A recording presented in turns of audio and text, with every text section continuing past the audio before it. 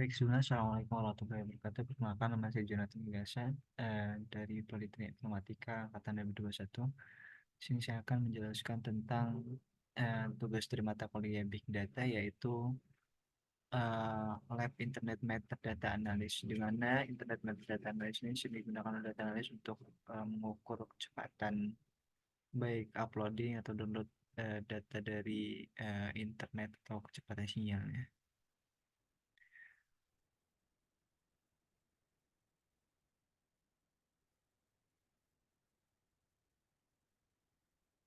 Jadi dari keterangan di lab ini saya akan memperoleh statistik dari kecepatan internet dan dan menyimpan data langsung dalam file nilai yang dipisah. Eh, Apa maksudnya dengan setelah mendapatkan filenya akan dipisahkan dengan tipe file CSV, kemudian dimanipulasi untuk agar mudah dibaca ya di sini untuk keterangannya.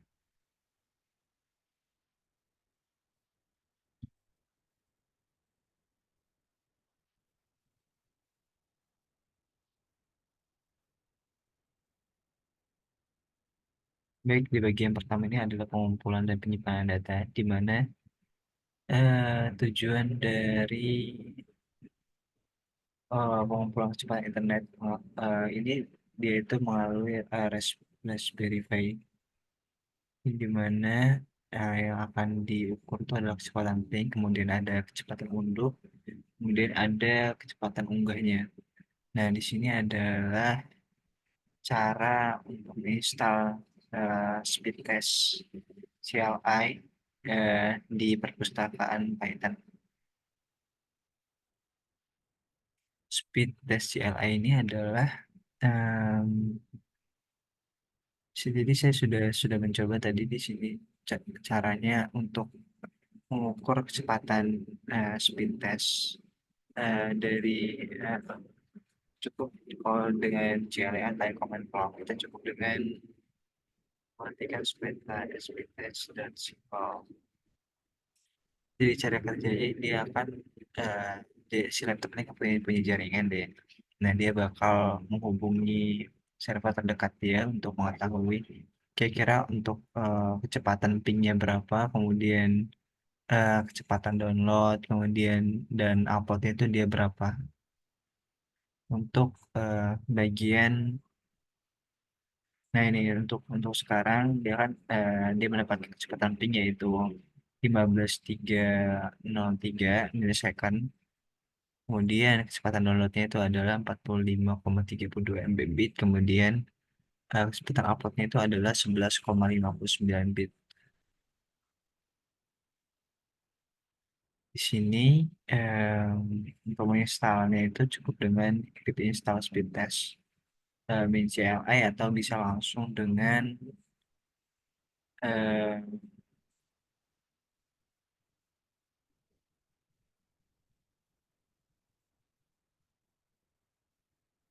ini tadi ya, untuk eh, cukup dengan mengetikkan speed test min simple atau ini tadi speed test CLI. Jadi gunanya speed test municipal ini adalah untuk mengetahui yang tadi ya, dari ping upload download upload untuk kecepatannya. Sini diketahui pingnya 15,417 ms, kemudian downloadnya itu ada 77,94 Mbit, kemudian kecepatan uploadnya itu adalah yang terakhir ini adalah 11,59 Mbit. Saya kerjanya sama aja. Di sini untuk ini kan kita menggunakan ini ya apa namanya CLI atau command prompt. Kemudian di sini ada jika menggunakan Python ya.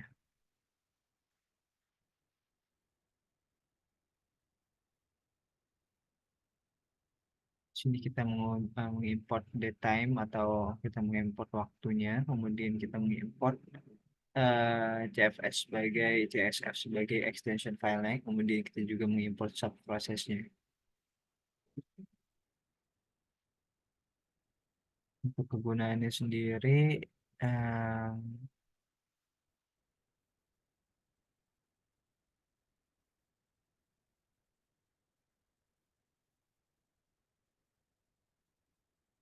gimana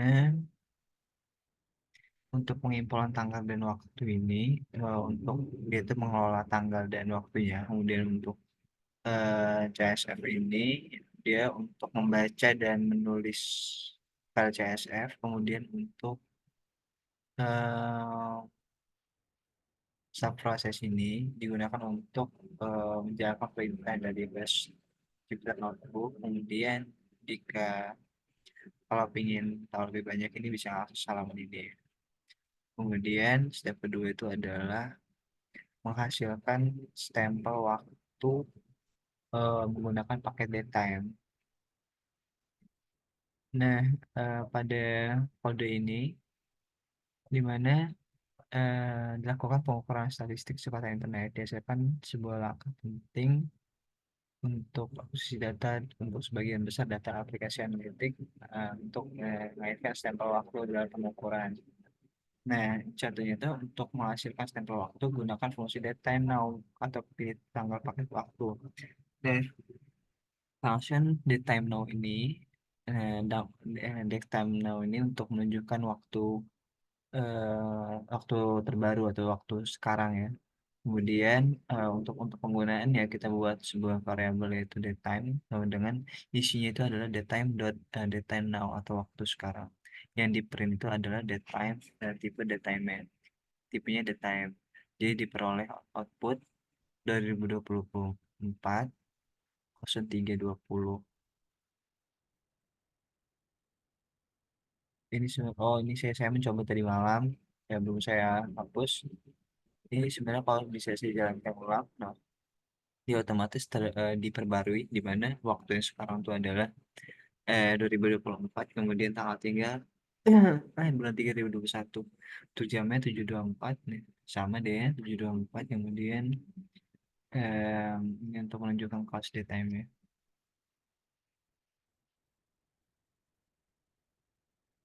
untuk mengubah em,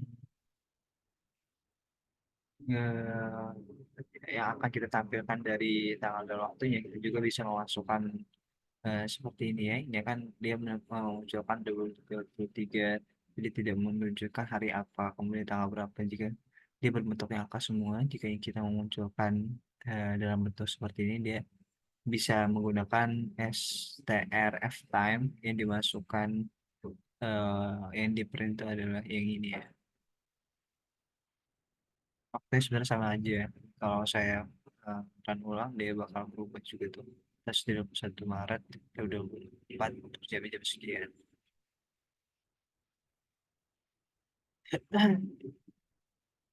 Kemudian yang ketiga ini adalah eh,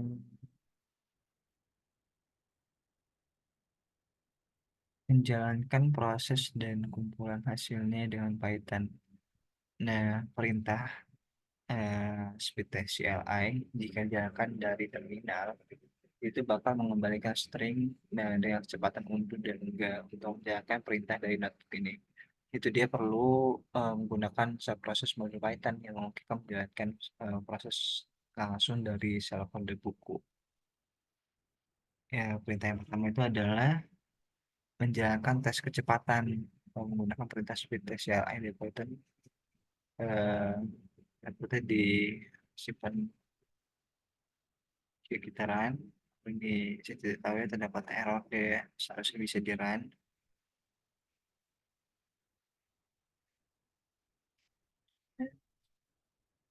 Dia untuk memprint tipe outputnya. Kemudian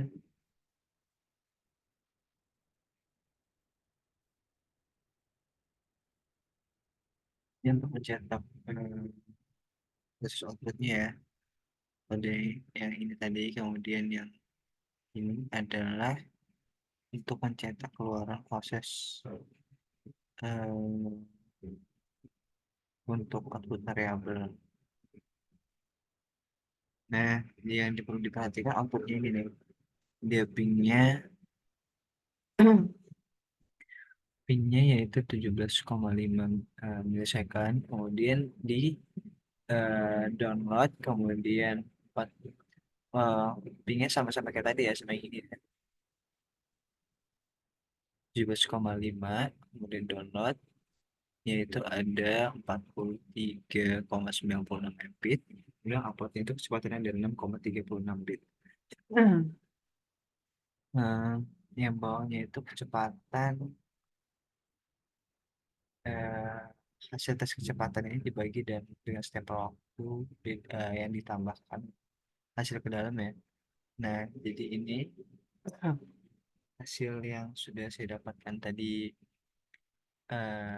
malam ya, di mana pingnya itu ada 17,5 millisecond, kemudian em, kecepatan downloadnya itu ada 43,96 Mbit, kemudian kecepatan uploadnya itu adalah di 6,36 Mbit. Untuk tanggalnya itu tanggal sekian, ya, tahun, bulan, dan tanggal sekian.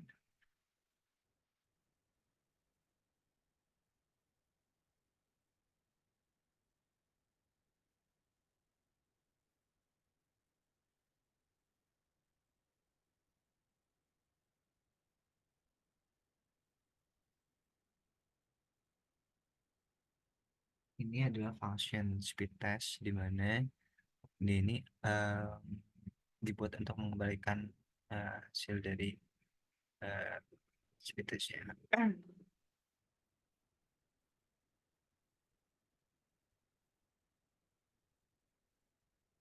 Kemudian ini ada step 4 di mana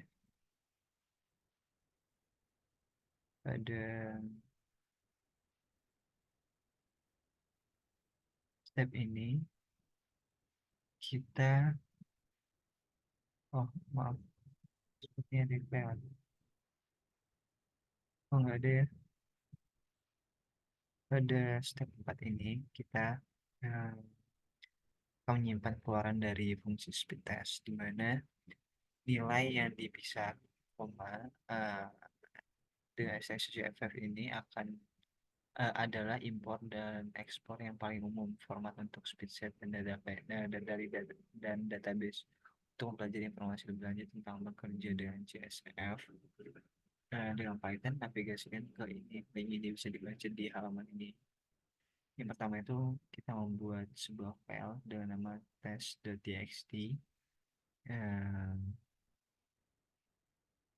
di mana di dalam folder tmp, di dalam directory ya test, ini terus test message, iya, dan penulisannya dengan ini, dengan test.message. Seharusnya dia bisa dijalanin ya, kalau dia udah, sih nggak tahu kenapa ini salah mode tadi. Ya,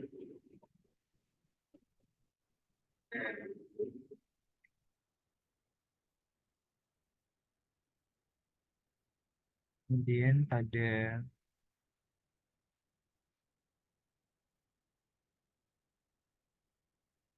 sebenarnya kalau kita ingin ngecek bisa nggak ya? Ini kan seharusnya kalau kalau sekiranya dia udah terbuat sebuah file di dalam folder tmt ini, dia bakal bisa dicek ya, kalau kalau di comment kan dia misalkan pakai dia ada di mana sih, dia pakai CD ya,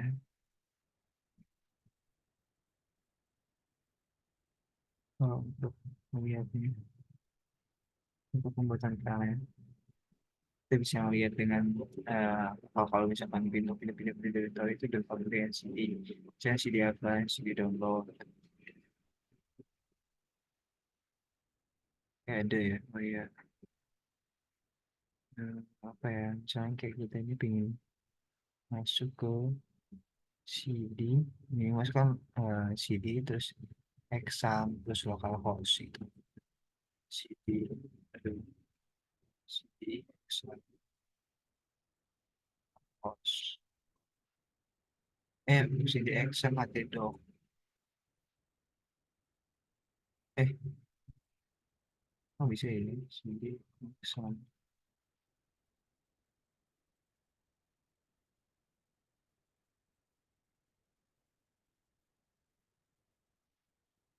Ya intinya kayak gitu lah ya.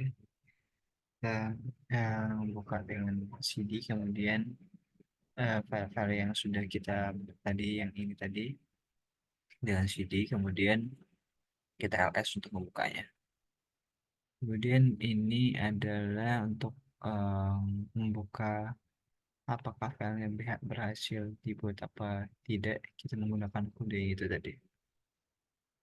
Kemudian yang ini adalah untuk mengimport eh, kode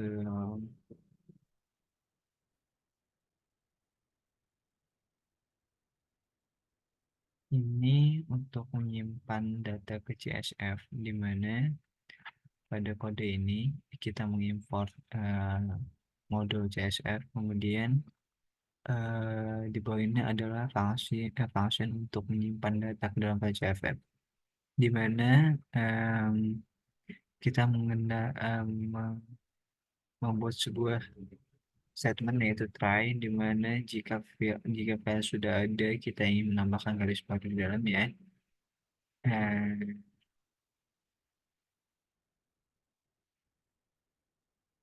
Ini nyalain ini parameter untuk menghindari garis kosong. Kemudian kalau penega tidak error, tangani jika ditemukan. Jika file nggak ada, buatin file terlebih dahulu.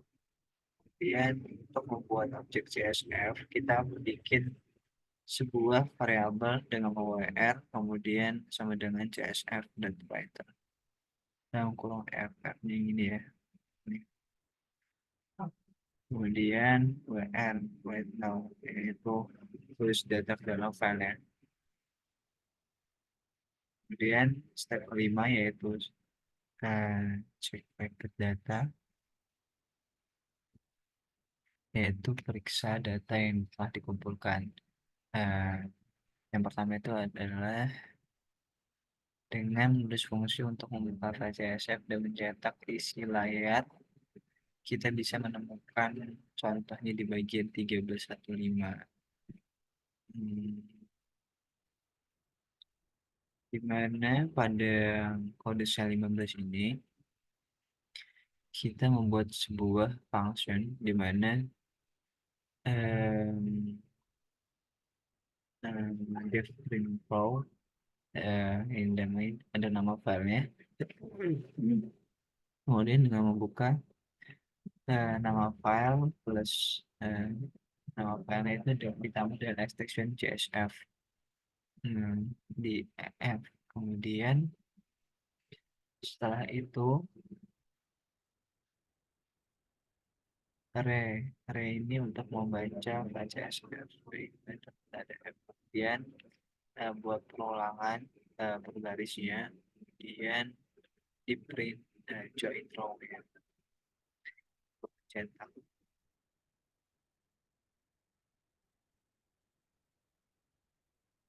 Kemudian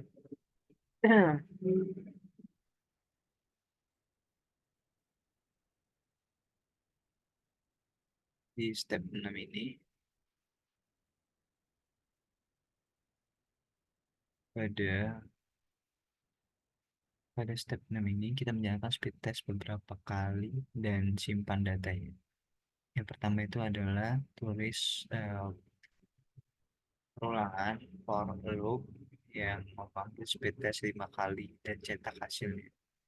Jadi kita memanggilnya for i in range ini 5, ini maksudnya adalah eh, dia diulangi selama 5 kali. Speed testnya selama 5 kali, kemudian datanya itu disimpan dalam file CSV.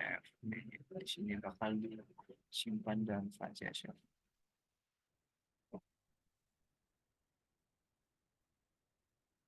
Kemudian,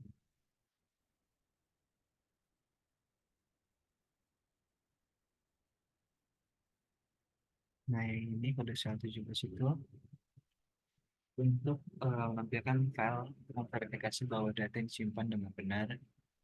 eh, ini print from CSV ini dia memastikan koordinates tadi itu data yang disimpan dengan benar atau tidak. Kalau tidak menampilkan file untuk verifikasi bahwa data itu disimpan, dia ditampilin datanya. Kemudian kalau diperlukan kumpulan data yang lebih besar, tes kecepatan itu bisa dijalanin latar belakang yang lebih banyak sampel. Jika di latar belakang yang lebih banyak sampelnya. Kemudian di sini ada part 2 yaitu manipulate data.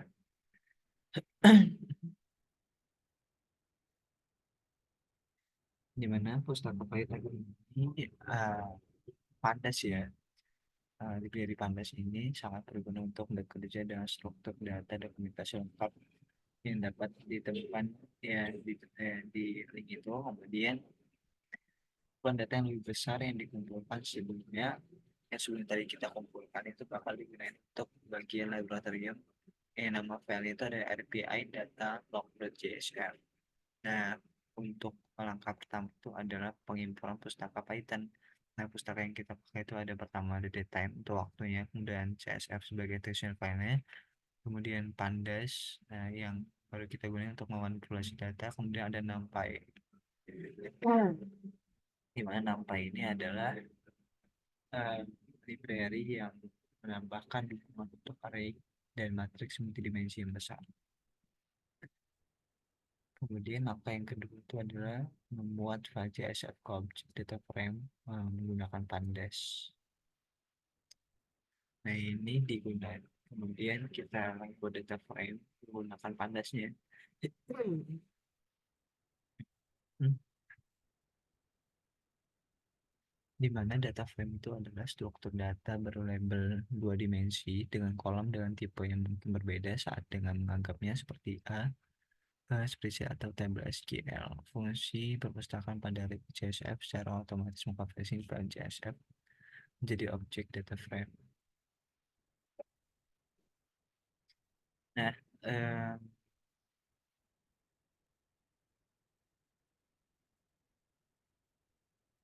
pada langkah ini em, kita akan mengimpor dan melihat konten file CSV, RPI, data visualization. File CSV ini terletak di direktori yang sama dengan buku catatan Jupyter dan Jupyter ini. Jadi nanti kalau tadi kan salah deh, kalau sekiranya nggak salah dia positif simpan di sini deh. Iya, tadi salah jadi ya udah.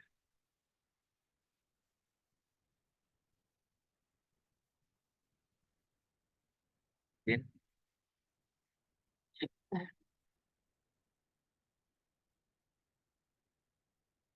kemudian selanjutnya itu adalah yang A,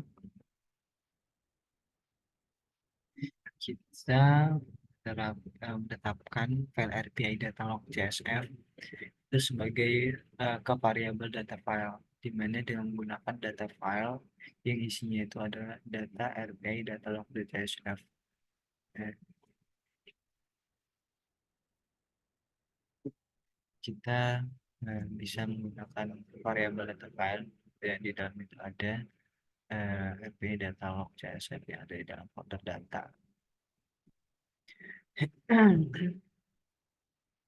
Kemudian kita menggunakan kombinasi Linux untuk melihat 10 baris pertama CSV yang menunjukkan.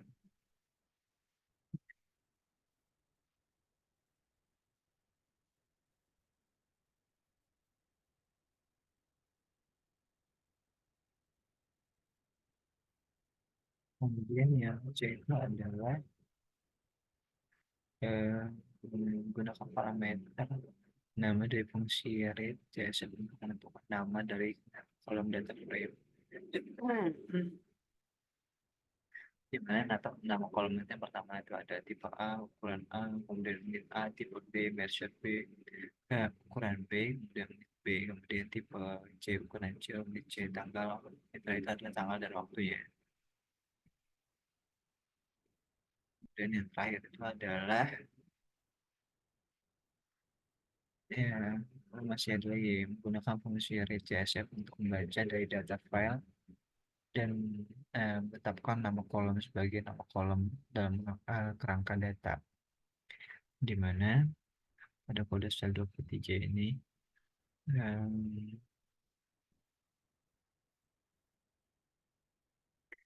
kita menggunakan fungsi read CSF, di mana untuk membaca data dari file yang udah kita tetapin kolomnya tadi dengan kerangka datanya ya.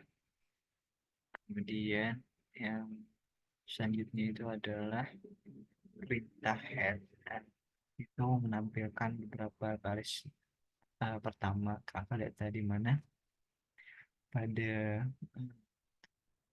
bagian ini kita bisa menentukan jumlah baris yang ingin kita cetak layar. Kemudian kita melakukannya dengan meneruskan nomor tersebut dengan argumen ke fungsi, misalnya kepala 10 default head.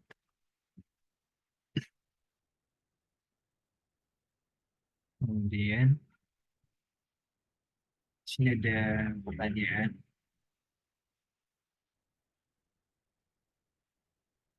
apakah kode untuk membaca 20 baris pertama ke file CSF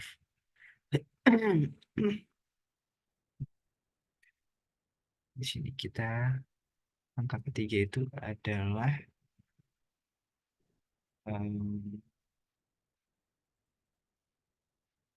kita membuat presentasi yang lebih ringkas menggunakan screen dari bingkai data DF. Pertama itu adalah copy DF dan data lain yang disebut DF kompleks menggunakan copy ya. Maksud copy ini DF kompleks ini kita sebagai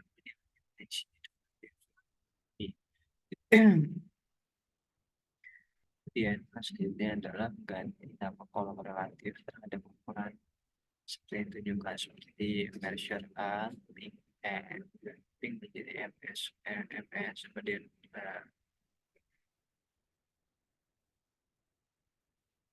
B measure B, di mana dalam aktivitas, kemudian measure C sama jadi N,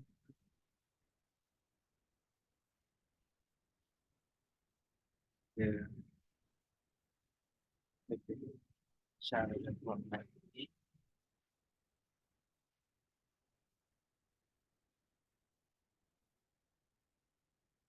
Ini lanjutan dari dia apa namanya? Ini cara eh, untuk mengganti nama kolom relatif ukuran seperti yang ditunjukkan ya.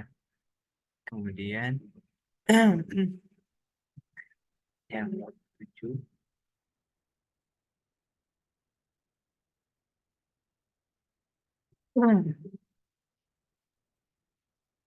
seharusnya ini kalau dia berhasil di run, ini kan berhasil, berhubung nggak berhasil deh ya. Kalau berhasil di run itu dia bakal munculin tabel di datanya. Berhubung ini ada kesalahan, jadi ya nggak bisa ditampilkan datanya. Pada langkah selanjutnya, stream pada kolom datetime itu bakal dipisah menjadi dua kolom baru.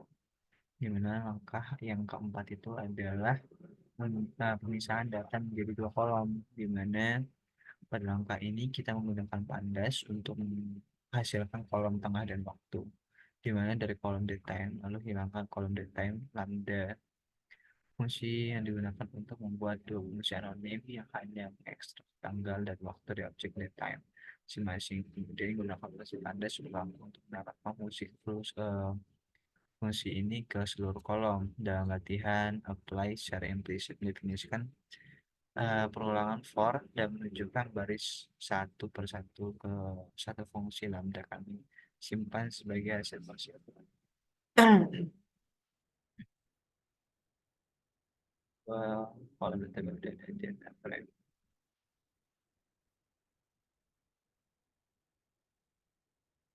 Yang pertama itu adalah menerapkan fungsi lambda untuk melakukan iterasi melalui bingkai data untuk dipisahkan tanggal kolom dan TMM.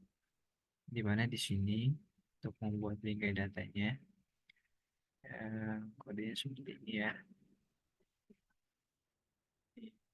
dia masih berhubungan dengan konteks tadi, dia masih error. Kemudian langkah kedua itu adalah dengan mengulangi langkah untuk membagi waktu kolom data ini. Jadi pulang kemudian yang selanjutnya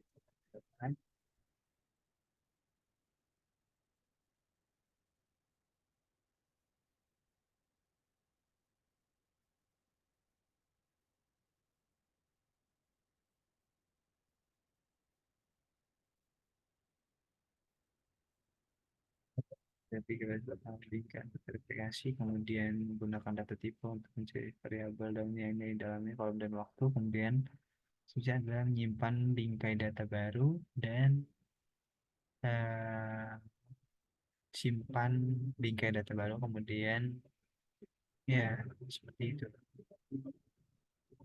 kemudian data-data disimpan. Baik, mungkin sekian yang dapat saya sampaikan. Saya akhiri, wassalamualaikum warahmatullahi wabarakatuh.